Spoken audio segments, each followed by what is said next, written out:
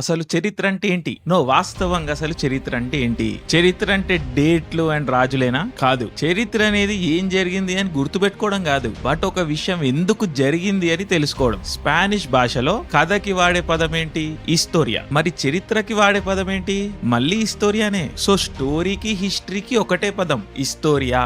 English లో కూడా వాడుక భాషలో ఉంటది. ఎవరన్నా ఒక కొత్త వ్యక్తి కనిపించినప్పుడు వాట్స్ యువర్ స్టోరీ అని అడుగుతారు. ఇక్కడ మీ స్టోరీ చెప్పండి అంటే అర్థం ఏంటి? నీ చరిత్ర చెప్పమనే అర్థం. అదే విధంగా చాలా బుక్స్ ఉంటాయి. The story of India, the story of Europe. ఇక్కడ స్టోరీ అంటే ఏంటి? అగైన్ చరిత్రనే. సో వాడుక భాషలో కథ అండ్ చరిత్ర అనే పదాలు ఇంటర్చేంజబుల్ గా వాడుతూ ఉంటాము. ఇది మనకు తెలియకుండానే జరుగుతూ ఉంటది. సో ఇప్పుడు చెప్పండి, చరిత్ర అంటే ఏంటి? చరిత్ర అంటే ఈ కాలంలో ఇది జరిగింది, ఈ టైంలో ఈడు రాజు, ఆ రోజు వాడు పుట్టిండు, ఇది కాదు. అట్లీస్ట్ మన వరకు అయితే ఇది కాదు ప్రాసెస్. ఏ విషయం ఎందుకు జరిగింది అని తెలుసుకోవడమే చరిత్ర. ఎందుకంటే హిస్టరీ అనేది ఒక టెక్స్ట్ బుక్ కాదు, చరిత్ర అనేది ఒక అస్త్రం, ఒక వెపన్. అండ్ మన చరిత్ర మనకి తెలియనప్పుడు మన చరిత్రని వేరేోడే రాస్తాడు. వాడు రాసిందే మన చరిత్ర అవుతుంది. సో మన చరిత్ర అనేది మనం తెలుసుకోవాలి. ముందు ముందు కూడా మన చరిత్ర అనేది మనమే రాయాలి. అందుకే ఈ సిరీస్ పేరు మన చరిత్ర. అండ్ ఈ మన చరిత్ర సిరీస్ కి ఇది introductory episode. So guys, welcome to మన చరిత్ర సిరీస్. సో హిస్టరీ, చరిత్ర. హిస్టరీ అన్న పదం ఒక గ్రీక్ వర్డ్ నుంచి వస్తుంది, హిస్టోరియా. అంటే అర్థం వచ్చేసి ఇంక్వైరీ, ఇన్వెస్టిగేషన్. ఇందాక చెప్పినట్టు లేదా మన స్కూళ్ళల్లో చెప్పినట్టు హిస్టరీ అనేది కేవలం ఒక లిస్ట్ ఆఫ్ ఈవెంట్స్ కాదు. అంటే ఈ విషయం జరిగింది, తర్వాత ఈ విషయం జరిగింది, తర్వాత ఈ విషయం జరిగింది, ఈ విధంగా మన స్కూళ్ళలో బట్టి పట్టిస్తారు కదా. సో ఇది స్కూలు కాదు అండ్ మనం పిల్లలం కూడా కాదు. సో ఇక్కడ మనం రియల్ చరిత్ర అంటే ఏంటో తెలుసుకుందాం. సో మీకు హిస్టరీ అంటే ఏంటి అని ఒక్క లైన్లో చెప్పాలి అంటే, హిస్టరీ అనేది పవర్.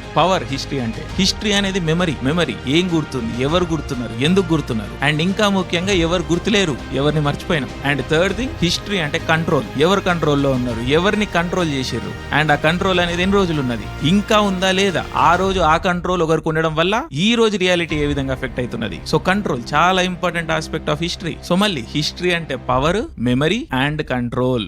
అదే విధంగా హిస్టరీ అనేది ఒక రికార్డ్. ఎవరు సర్వైవ్ అయ్యారు, ఏ విషయాలు సర్వైవ్ అయినాయి. సో హిస్టరీ అనేది ఒక రికార్డ్ ఆఫ్ సర్వైవల్. అదే విధంగా ఏమి యుద్ధం జరిగింది, ఎందుకు జరిగింది, ఎవడు గెలిచిండు, ఎవడు చచ్చిండు, ఎవడు మట్టిలో కలిసిపోయిండు. సో చరిత్ర again A record of war. And of course మనిషి ఎట్లా ఎదిగిండు, ఏమేం జరిగినాయి, ఏ విధంగా ఎదిగి ఈ రోజు ఈ పొజిషన్ కి ఎట్లా వచ్చినాం, కొన్ని కేసెస్ లో ఏ విధంగా దిగజారినాం. సో అగైన్ హిస్టరీ అనేది రికార్డ్ ఆఫ్ ఎవల్యూషన్. సో ఈ రికార్డ్, ఈ మెమరీ, ఇవన్నీ ఎవరు రాస్తాడు? గెలిచినోడే రాస్తాడు. ఎందుకంటే ఓడిపోయినోడు చచ్చిపోయిండు. So history is always written by the winners. Of course ఇది ఫర్ ఎవర్ ఉండదు. ఓడిపోయినోడు మళ్ళొస్తాడు, రాయడం నేర్చుకుంటాడు. సో వాడు రాయడం నేర్చుకునే వరకు హిస్టరీ అనేది విన్నర్సే రాస్తారు. బట్ ఏదో రోజు చచ్చిపోయినోడు బయటకు వస్తాడు భూమిలోంచి, వాడు మళ్ళీ చరిత్రను తిరగ రాస్తాడు. సో చరిత్ర అనేది ఒక కాంక్రీట్ విషయం కాదు, అది ఎప్పటికప్పుడు మారుతా అప్డేట్ అయితా వస్తది. సో ఇది మీరు గుర్తుపెట్టుకోండి. సో ఇప్పటి వరకు మీకు బ్రాడ్ గా హిస్టరీ అంటే ఏంటి ఇది అర్థం చేపించే ప్రయత్నం చేసినాను. ఎంతో కొంత అబ్జర్వ్ అయిందని అనుకుంటున్నా. ఓవర్ టైం ఈ సిరీస్ లో ఒక్కొక్క ఎపిసోడ్ వస్తున్నా కొద్దీ ప్రతి విషయం మీకు ఎగ్జాంపుల్ తోని అర్థం చేపించినప్పుడు ఇంకా బాగా గుర్తుంటది, ఇంకా బాగా అర్థమవుతుంది. సో ఇప్పటి వరకు అర్థమైంది గుర్తుపెట్టుకోండి. అర్థం కాని విషయాలు రాను క్లియర్ అవుతాయి. సో కంగారేం లేదు. ఓకే. సో ఇప్పుడు మనిషి పుట్టినప్పటి నుంచి చరిత్రనే. మనిషి అనేవాడు చింపాంజీ నుంచి వచ్చిన రోజు నుంచి చరిత్ర స్టార్ట్ అవుతుంది. సో ఈ లక్షల సంవత్సరాల్ని మనం ఏదో ఒక విధంగా ఆర్గనైజ్ చేసుకోవాలి కదా. అంటే కొన్ని కేటగిరీలో ఇయ్యాలి కదా. దాన్ని బట్టి మనం గుర్తుపెట్టుకోవచ్చు, నేర్చుకోవచ్చు, పుస్తకాలు రాయొచ్చు. ఏదైనా తెలుసుకోవాలంటే స్పెసిఫిక్ టైంకి వెళ్ళి స్పెసిఫిక్ బుక్ తీసుకొని రెఫర్ చేయొచ్చు. సో కేటగరైజేషన్ అన్నది ఇంపార్టెంట్. సో ఈ సవలతి కోసం చరిత్రని 3 టైమ్స్ లోకి డివైడ్ చేయడం జరిగింది. ఒకటి ancient history, 2 medieval history, 3 modern history. మళ్ళీ మోడర్న్ హిస్టరీని 2 విధాలుగా మాట్లాడతారు, early modern history and modern history. ఈ రోజు మనం 2025 సంవత్సరంలో ఉన్నాం. సో ఎగ్జాక్ట్ గా 2025 ఇయర్స్ బ్యాక్ వెళ్తే 0 వస్తుంది. అర్థమైందా? అంటే ఈ రోజు 2025 అంటే 2000 + 25 ఇయర్స్. సో 0 నుంచి మనం కౌంట్ స్టార్ట్ చేసుకుంటూ వస్తున్నాం. సో 0. సో చరిత్రలో ఈ 0 అన్నది చాలా ఇంపార్టెంట్. ఎందుకంటే ప్రతి డేట్ ఇక్కడ నుంచే స్టార్ట్ అవుతుంది. సో 0 ఎందుకు ఇంపార్టెంట్ అంటే 0 రోజు యేసు పుట్టిండు అండ్ అక్కడ నుంచి చరిత్ర పుట్టింది. ఈ కాన్సెప్ట్ అనేది ఉన్నది. బట్ ఈ రోజు మోడర్న్ సైన్స్ ఈ విషయం దాటెళ్ళిపోయింది. కానీ కొన్ని వందల పుస్తకాలు ఉన్నాయి కదా 0 పేరు మీద. సో 0 అన్న విషయాన్ని అలానే ఉంచి పేర్లు మాత్రం మార్చిర్రు. సో ముందేమనేటోళ్ళు క్రీస్తు పూర్వం, 0 తర్వాత టైం ని క్రీస్తు శకం అని మాట్లాడుతూ వచ్చిర్రు. దీన్ని ఇంగ్లీష్ లో లేదా లాటిన్ లో BCAD అనేవాళ్ళు. ఇదంతా చరిత్ర యూరోపియన్స్ ఇన్ఛార్జ్ గా ఉన్నప్పుడు రాయబడింది. కానీ ఈ రోజు యూరోపియన్స్ ఇన్ఛార్జ్ కాదు కదా. అండ్ ఈ రోజు రిలీజన్ అన్నది ఇన్ఛార్జ్ కాదు కదా. ఈ రోజు సైన్స్ అన్నదే ఇన్ఛార్జ్. సో ఈ BCAD అనేవి అప్డేట్ అయినాయి. సో ఈ రోజు 0 తర్వాత వచ్చే టైం ని కామన్ ఈరా అంటాము, 0 ముందు టైం వచ్చేదాన్ని బిఫోర్ కామన్ ఈరా అంటాము. అంటే రాసేటప్పుడు AD బదులు CE అని రాస్తాము, BC బదులు BC BCE అని రాస్తాం. అంటే ఈ రోజు మనం 2025 CE లో ఉన్నాము. 2025 కామన్ ఈరా. అదే 500 BC ఏమని రాస్తున్నాము, 500 BCE అని రాస్తున్నాము. 500 ఇయర్స్ బిఫోర్ కామన్ ఈరా. సో మధ్యలో 0 ఉంటది, దీని తర్వాత వచ్చే టైం కామన్ ఈరా, దీని ముందు వచ్చే టైం బిఫోర్ కామన్ ఈరా. ఓకే, అర్థమైందని అనుకుంటున్నా. సో ఎస్, ఏన్షియంట్ హిస్టరీ మనిషి పుట్టినప్పటి నుండి 500 CE వరకు ఏన్షియంట్ హిస్టరీ అంటారు. అగైన్ టెక్నికల్లీ హిస్టరీ ప్రకారం మనిషి అడవిలో బతుకుతున్నప్పుడు, హంటింగ్ గ్యాదరింగ్ చేస్తున్నప్పుడు, ఊరు అగ్రికల్చర్ అన్న కాన్సెప్ట్ రాకముందుకు ఏవైతే విషయాలు జరిగినాయో అక్కడ లిఖిత పూర్వకంగా గానీ లేదా వస్తు రూపంలో గానీ పెద్ద ఇన్ఫర్మేషన్ ఉండదు. సో దీన్ని చరిత్రకారులు హిస్టరీ అని అన్నారు, ప్రీ హిస్టరీ అంటారు. ఎందుకంటే కొన్ని లక్షల సంవత్సరాల పాటు మనకు కొన్ని పనిముట్లు తప్పించి, కొన్ని కేవ్ పెయింటింగ్స్ తప్పించి, కొన్ని బట్టలు అవి ఇవి తప్పించి పెద్ద ఇన్ఫర్మేషన్ లేదు. కానీ మన సవలత్ కోసం ఈ pre history, ancient history distinction అనేది పెట్టుకోకపోవడమే అనవసరం. సో సింపుల్ గా 500 CE బిఫోర్ ముందు ఏ జరిగినా మనం ఏన్షియంట్ హిస్టరీ అనే మాట్లాడుకుందాం. ఓకే, జస్ట్ సింప్లిఫికేషన్ పర్పస్ కోసం. బట్ జనరల్ గా సివిలైజేషన్ పుట్టిన తర్వాతనే హిస్టరీ అని మాట్లాడతారు. బట్ అది పుస్తకాల వరకు. మనం ఫస్ట్ లో ఏం ఎస్టాబ్లిష్ చేసినాం, చరిత్ర అంటే పుస్తకం వరకే కాదు కదా, మన చరిత్ర, మన కథ. సో మనిషి పుట్టిన రోజు నుంచి మన కథ స్టార్ట్ అయింది. సో ఇదంతా చరిత్రనే మనకి. సో ఏన్షియంట్ హిస్టరీ అనుకుందాం. సో ఏన్షియంట్ హిస్టరీ అంటే 500 CE వరకు ఉంటుంది. నెక్స్ట్ 500 CE నుండి 1500 CE వరకు మెడివల్ హిస్టరీ అంటారు. నెక్స్ట్ 1500 CE నుండి 1800 CE వరకు ఎర్లీ మోడర్న్ హిస్టరీ అంటారు. 1800 CE నుండి మోడర్న్ హిస్టరీ అంటారు. సో ఇవన్నీ పేర్లు. ఇవి ఎందుకు వచ్చినాయి, ఏ టైంలోకి వచ్చినాయని మనం రాను చూసుకుందాం. బట్ ఒక టైం లైన్ అనేది మీకు అర్థమైందని అనుకుంటున్నా. అగైన్ కొంచెం కాంప్లికేషన్ ఉండొచ్చు, అర్థం కాని విషయాలు రాను క్లియర్ అయితే. అగైన్ నేను చెప్పిన కదా, ఇది ఒక లాంగ్ ప్రాసెస్. సో ఇది టైం లైన్ ప్రకారం, అంటే ర్యాండమ్ గా గీతలు గీసినాం ఇట్లా 500, 1500, 1800. బట్ మనిషి అనేటోడు అట్లా బతకడు కదా. క్యాలెండర్ అనేది ఎప్పుడు వచ్చింది, మనిషి పుట్టినాక క్యాలెండర్ వచ్చింది. క్యాలెండర్ వచ్చింది కాబట్టి మనిషి బతకలేడు కదా. సో మనిషి అనేవాడు ఒక విధంగా డెవలప్ అవుతా వస్తున్నాడు, కొన్ని పనులు చేస్తూ వస్తున్నాడు. సో ఆ డెవలప్మెంట్స్ ఎట్లా అయినాయి, ఎవల్యూషన్ అనేది ఎట్లా జరిగింది, దీని ఆధారంగా కూడా హ్యూమన్ టైం లైన్ ని లేదా హ్యూమన్ చరిత్రని కొన్ని లెవెల్స్ లో డివైడ్ చేయడం జరిగింది. సో ఇప్పుడు మనం ఏన్షియంట్ హిస్టరీ ఏ లెవెల్స్ లో డివైడ్ అయిందో చూద్దాం. ఫస్ట్ వచ్చేసి స్టోన్ ఏజ్. అంటే మనిషి పుట్టినప్పటి నుంచి ఉన్న కథ ఇది. వాళ్ళ పనిముట్లు ఏంటి, వాళ్ళు ఏ విధంగా సర్వైవ్ అయ్యారు, ఫార్మింగ్ అనేది ఎట్లా స్టార్ట్ అయింది. మెయిన్ గా పేరులో ఉన్న విధంగానే స్టోన్స్ ని వాడుకునేటోడు ఈ మనిషి. ఇది పురాతన మనిషి అన్నమాట. సో ఈ టైం ని స్టోన్ ఏజ్ అంటారు. దీని తర్వాత బ్రాంజ్ ఏజ్ వస్తుంది. ఇక్కడ బేసిక్ రైటింగ్ అనేది స్టార్ట్ అయింది. ఇది కొంచెం డెవలప్డ్ స్టేజ్. ఊర్లలోంచి సిటీస్ అనేవి వచ్చినాయి, రాజ్యాలు ఫామ్ అయినాయి, రిలీజన్ అనేది వచ్చింది, కాంప్లెక్స్ రిలీజన్ అనేది వచ్చింది. అండ్ రాజ్యాలు ఎలాగ వచ్చినాయి కాబట్టి ఈ రాజ్యాల మధ్యలో ఈక్వేషన్స్ అంటే ట్రేడ్ గానీ, వార్ గానీ, డిప్లొమసీ గానీ ఇవన్నీ వచ్చినాయి. అండ్ దీన్ని బ్రాంజ్ ఏజ్ అని ఎందుకంటారు,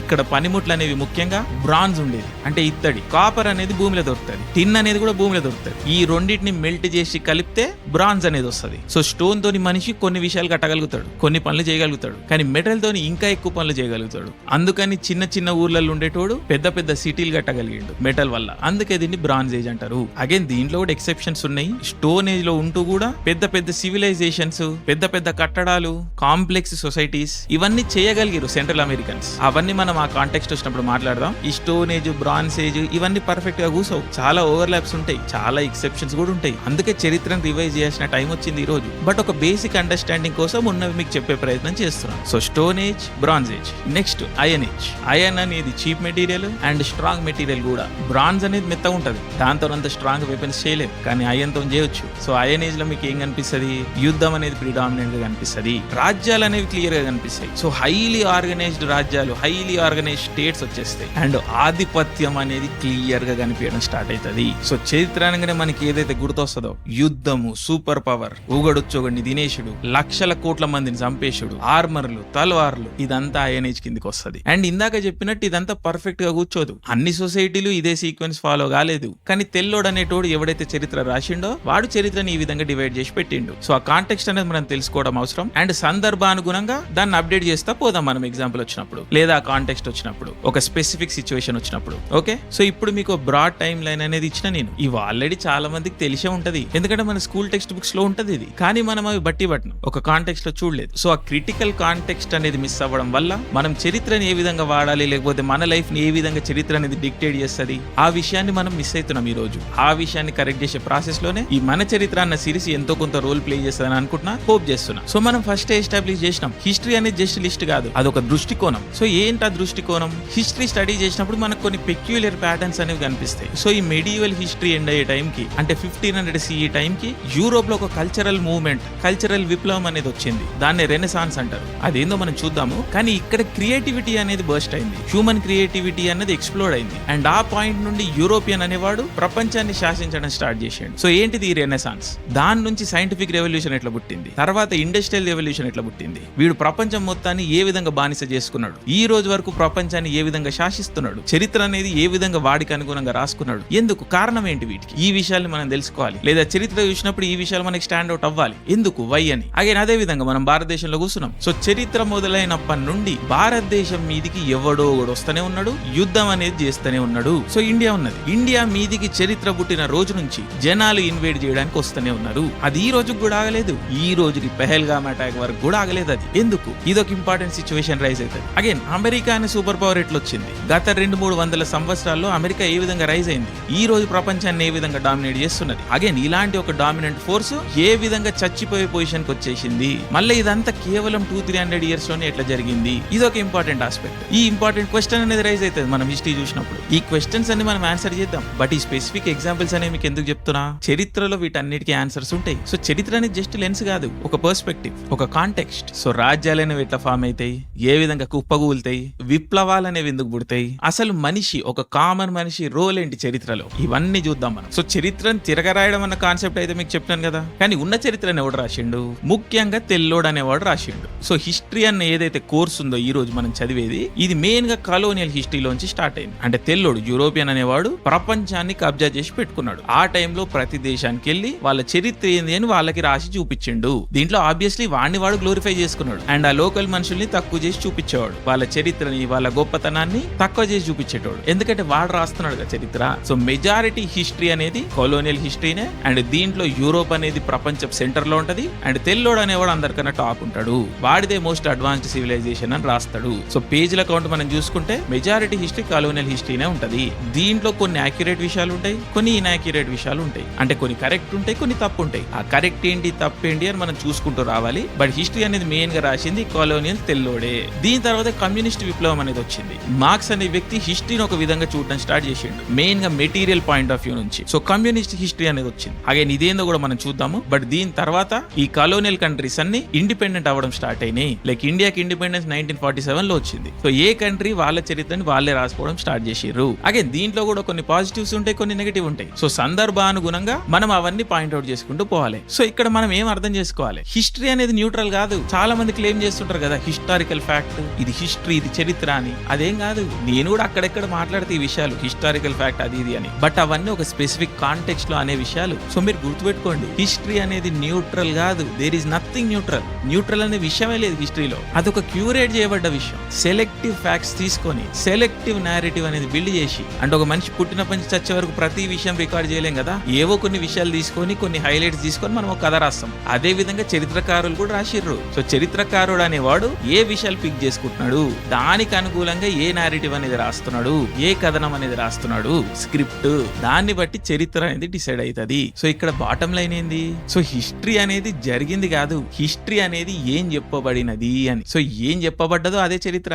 జరిగిన విషయం ఎవడు చూసిండు, నువ్వు చూసినావా, నేను చూసినా, ఎవడు చూసిండు. సో ఎవడు ఏది రాస్తే, ఎవడు ఏది చెప్తే అదే చరిత్ర. అండ్ గెలిచినోడే చెప్తాడు ఈ విషయాన్ని. సో అర్థం చేసుకోండి. Of course over time new evidence వస్తుంది, కొత్త చరిత్రలు పుడతాయి, అండ్ ఇది ఒక కాన్స్టెంట్ ప్రాసెస్. సో ఏదో పుస్తకంలో కనిపించినంత మాత్రాన్ని ఇది ఫ్యాక్ట్ అని అనుకోవడానికి లేదు. ఓకే, సో ఇప్పుడు కొన్ని బేసిక్స్ తెలుసుకున్నాము, హిస్టరీ అనేది న్యూట్రల్ కాదు అని తెలుసుకున్నాం. ఇలాంటప్పుడు చరిత్ర ఎందుకు తెలుసుకోవాలి మనం? పుస్తకంలో రాసింది కరెక్ట్ కాదంటున్నాం, లేదా 100% కరెక్ట్ కావడానికి అవకాశం లేదు అని అంటున్నాం. సో ఎందుకు తెలుసుకోవాలి చరిత్ర మనము? ఎందుకంటే చరిత్ర వల్ల ఈ రోజు మన బతుకులు ఎఫెక్ట్ అవుతున్నాయి. మనం ఏదైతే లైఫ్ ఈ రోజు బతుకుతున్నామో అది చరిత్ర వల్ల ఎఫెక్ట్ అవుతున్నది. సో మన లైఫ్ ని ఏ విషయాలు ఎఫెక్ట్ చేస్తున్నాయో మనం తెలుసుకోవాలి కదా, అప్పుడే మన లైఫ్ ఎంతో కొంత మన కంట్రోల్లో రాగలుగుతుంది కదా. అందుకని చరిత్ర ఇంపార్టెంట్. అండ్ ఇంకా ముఖ్యంగా చరిత్ర అనేది రిపీట్ అవుతుందని కొంతమంది అంటారు, లేదా మిర్రర్ అవుతుందని కొంతమంది అంటారు. అంటే ఎగ్జాక్ట్ గా రిపీట్ కాకపోవచ్చు, కానీ కొన్ని ప్యాటర్న్స్ అనేవి రిపీట్ అవుతాయి అని అంటారు. సో ఏదేమైనప్పటికీ రేపు ఎట్లుంటుందో మనకు తెలియదు, కానీ రేపు పట్ల మనకు భయం ఉంటది. అరే ఏం జరుగుతుంది, మనం రేపు బతుకుతామా లేదా, మన పిల్లలు బతుకుతారా లేదా, మన కంట్రీ సర్వైవ్ అవుతుందా లేదా,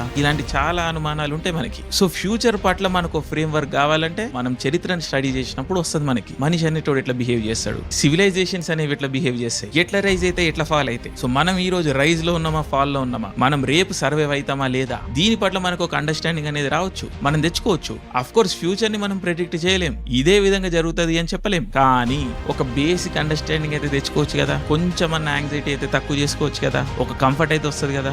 అందుకని చరిత్ర అనేది ఇంపార్టెంట్. సో మన చరిత్ర మనం తెలుసుకోవాలి. అప్పుడే మన లైఫ్ ఎంతో కొంత మన కంట్రోల్లో ఉంటది. సో ఈ ఎపిసోడ్ అనేది జస్ట్ బిగినింగ్. సో ఈ మన చరిత్ర సిరీస్ లో మనం చరిత్రను రీవిజిట్ చేద్దాం. సివిలైజేషన్స్ ఏ విధంగా రైజ్ అయితే ఏ విధంగా పడిపోతాయి, ఆ ప్యాటర్న్స్ ఈ రోజు మన లైఫ్ ని ఏ విధంగా ఎఫెక్ట్ చేస్తాయి ఇది తెలుసుకుందాం. రిలీజన్ ఏ విధంగా పుట్టింది, దాని పర్పస్ ఏంటిది, ఈ రోజు రిలీజన్ ఏ విధంగా మారింది, మన లైఫ్ లో ఏ విధంగా డిక్టేట్ చేస్తుంది, ఆ విషయం తెలుసుకుందాం. ట్రేడ్ అంటే ఏంటి, వార్ అంటే ఏంటి, ఈ విషయాలు మన లైఫ్ ని ఏ విధంగా ఎఫెక్ట్ చేస్తున్నాయి ఇవి తెలుసుకుందాం. కొన్ని కల్చర్స్ ఎందుకు ఎరేజ్ అయిపోయినాయి, కొన్ని కల్చర్స్ ఎందుకు సర్వైవ్ అయినాయి, అండ్ వీటి నుంచి మనం ఏం లెసన్స్ తెలుసుకోవచ్చు అవి తెలుసుకుందాం. కొలోనియలిజం, కమ్యూనిజం, నేషనలిజం, క్యాపిటలిజం ఈ విషయాలు మన లైఫ్ ని ఈ రోజు ఎఫెక్ట్ చేస్తున్నాయి. అవి ఏంటి, ఎట్లా పుట్టినాయి, ఏ విధంగా ప్రపంచాన్ని నాశనం పట్టించినాయి, ఏ విధంగా ప్రపంచానికి బెనిఫిట్ అయినాయి, అంటే మనకి బెనిఫిట్ అయినాయి లేదా మనని నాశనం పట్టించినాయి, ఆ విషయాలు తెలుసుకుందాం. ఈ రోజు మోడర్న్ జియో పాలిటిక్స్ ఏ విధంగా ఎఫెక్ట్ అవుతుంది హిస్టరీ వల్ల, ఆ విషయాలు తెలుసుకుందాం. అండ్ ఇంకా ముఖ్యంగా చరిత్ర వల్ల మనం వాస్తవాన్ని ఎట్లా తెలుసుకోవచ్చు, అంటే ఈ రోజు రియాలిటీని ఏ విధంగా తెలుసుకోవచ్చు, ఏ విధంగా అర్థం చేసుకోవచ్చు, అది మోస్ట్ ఇంపార్టెంట్ విషయం. అండ్ ఆ ఇంపార్టెంట్ విషయాన్ని ఈ సిరీస్ ద్వారా మనం నేర్చుకుందాం లేదా నేర్చుకునే ప్రయత్నం చేద్దాం. దీన్నే హిస్టారికల్ కాంటెక్స్ట్ అంటే నేను, ఇది చాలా ఇంపార్టెంట్. సో ఈ మన చరిత్ర అనే సిరీస్ టెక్స్ట్ బుక్ హిస్టరీ కాదు, ఇది ఒక స్ట్రాటజిక్ మెమరీ, అందుకే ఇది మన చరిత్ర.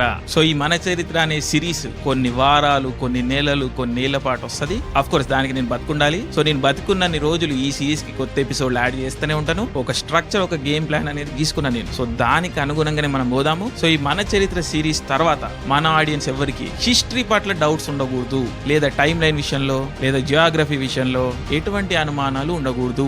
అదే మెయిన్ అజెండా. సో అవన్నీ డౌట్స్, గ్యాప్స్ ఫిల్ చేస్తారని అనుకుంటున్నా. అట్లీస్ట్ అటెంప్ట్ అయితే ఇస్తా. సో సబ్స్క్రైబ్ చేసుకోకపోతే సబ్స్క్రైబ్ చేసుకోండి కల్చర్ స్టేషన్ తెలుగు. ఈ ఎపిసోడ్ ఎట్లా అనిపించిందో కింద కామెంట్ కూడా చేయండి. ఏమన్నా ఫీడ్బ్యాక్ ఉంటే కూడా చెప్పండి. Okay, love you all, thank you, జై హింద్.